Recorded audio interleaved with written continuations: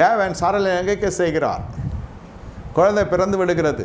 அதன் பிறகு வேறு ஒரு நகைப்பு அந்த குடும்பத்துக்குள்ளே கெக்கன்ற மாதிரி ஒரு நகைப்பு வருகிறது, பரிகாசத்தின் சின்னம்.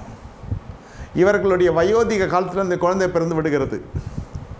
சாராளுக்கும் ஆகாருக்கும் மிகப்பெரிய வயசு வித்தியாசம். அவள் அடிமை பெண், வேலைக்காரி, வீட்டுக்காரியை மாறி மறுமணியட்டையை மாறி புருஷனுக்கு ஒரு பிள்ளையும் பெற்று எடுத்து அந்த பிள்ளை வாக்குதத்தின் பிள்ளை விட மாம்சத்தின்படி பெரிதாக இருக்கிறது. வயதிலும் சரி, அவள் தோற்றத்திலும் சரி, எல்லாத்துலேயும் சரி.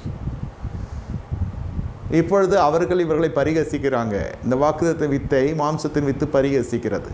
தேவன் கொள்ளுகிற நகைப்பினுடைய வியாக்கியானம் என்னவென்றால், உன் நகைப்பை அந்த சூழ்நிலையும் எடுத்து போடாது. நிரந்தர நகைப்பு. ஒரு காரியத்தில் உனக்கு நிரந்தர நகைப்பு, சலித்திருக்கிற காரியம். தீர்க்கதரிசனம் நான் சொல்லுகிறேன். ஏதோ சலித்து சஞ்சலத்தில் அவமானப்படுத்தப்பட்டு வாழ்க்கையின் பெரும் பகுதி இந்த ஒரு காரியத்தில் போய்விட்டது. பிள்ளை பேராக இருக்கலாம், பண கஷ்டமாக இருக்கலாம், கடன் பிரச்சனையாக இருக்கலாம், திருமணமாகாத இருக்கலாம், வேலையில்லாத திண்டாட்டமாக இருக்கலாம். எப்படியோ என் வாழ்க்கையில் மிக பெரிய சஞ்சலத்துக்குள்ளே நான் போய்விட்டேன் ஐயா, இனி ஒன்றும் சொல்லுறதுக்கு இல்லை. தேவன் பாருங்கள், அந்த இடத்துல இந்த ஸ்திரீயும் இந்த பிள்ளைகளும் அந்த மகனும் சேர்ந்து பரிகாசம் செய்கிறாங்க. கர்த்தர் அந்த பரிகாசம் பண்ண இஸ்மாயேலை ஒரே அடியாய் கர்த்தர் அனுப்பி விடுகிறார். அடிமை பெண்ணையும் அவள் குமாரனையும் புறமே தள்ளும் என்று சாராள் அம்மையார் சொல்லுகிறாங்க. ஆபிரகாம் ஐயாவுக்கு அது வெசனமாக இருக்கிறது. காரணம் ரத்த சம்பந்தப்பட்ட குழந்தை அல்லவா. கர்த்தர் எழுந்தள்ளி சொல்லுகிற மனைவின் பேச்சை கேள்.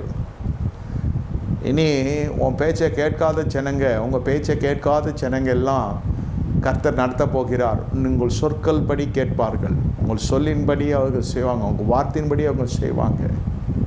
என் பேச்சை என் கணவன் கேட்கறதில்ல, என் மனைவி கேட்கல, என் பிள்ளைகள் கேட்கறதில்ல. இந்த மாலை வேலையில் இந்த நகைப்பிற்குரிய ஒரு அபிஷேகம் வருகிறது. தேவன் உங்களை நகைக்க செய்கிற பொழுது என் சொற்களுக்கு யாரும் மரியாதை கொடுக்கறதில்லையா, என்னெல்லாம் கனவீனப்படுத்துகிறாங்க. இழந்த மகிமை திரும்ப வருகிறது. அதுதான் கிருபை. இனி உங்களுடைய வார்த்தையின்படியே ஜனங்க செய்வாங்க. உங்கள் குடும்ப அங்கத்தில் உங்கள் வார்த்தையை ஏற்றுக்கொள்ளுவாங்க. கர்த்தர் உங்கள் பட்சத்தில் இருக்கிறார். என்ன கர்த்தர் சொல்லுகிறார் ஆபிரகாமிடத்தில், மனைவி சொல்லது ஐயப்படாத, உன் மனைவி சொல்லுறபடியே சரி. ஆபிரகாமே சாராள் சொல்வதை கேள், அடிமையாக பெண்ணையும் அவள் குமாரனை அனுப்பிவிடு. உடனே துருத்தியில் தண்ணீரை கொடுத்து அனுப்பிவிடுகிறாங்க. நிரந்தர முடிவை ஒரு காலகட்டத்தில் நீ காண வேண்டும் என்று விரும்பினாய், அது இந்த நாட்களிலே காணப்போகிறாய். ஒரு பிரச்சனைக்கு நிரந்தர முடிவை கர்த்தர் தரப்போகிறார். எழுதி வைத்து கொள்ளுங்க, சீக்கிரம் இது நடக்கும். இனி தாமதிப்பதில்லை.